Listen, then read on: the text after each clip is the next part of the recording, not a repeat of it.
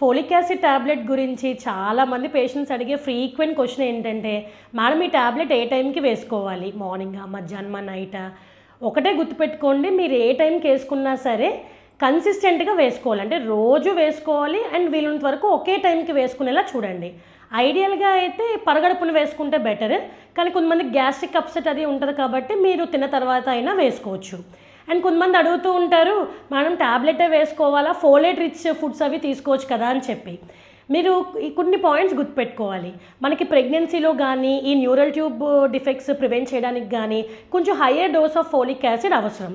And ఇంకా మనకి folic acid tablet బెటర్గా అబ్జర్వ్ అవుద్ది రాదర్ దాన్ ఈ ఫుడ్స్లో ఉండే ఫోలేట్. అండ్ ఈ కుకింగ్ వల్ల ఏంటంటే ఫోలేట్ కొంచెం డిస్ట్రాయ్ అవ్వచ్చు. సో కంపల్సరీగా మీరు సప్లిమెంటేషన్ అనేది తీసుకోవాల్సి వస్తుంది. ఎప్పటి నుంచి తీసుకోవాలి?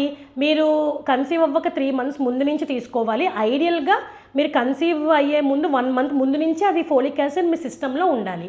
Dose 400 to 800 micrograms per day.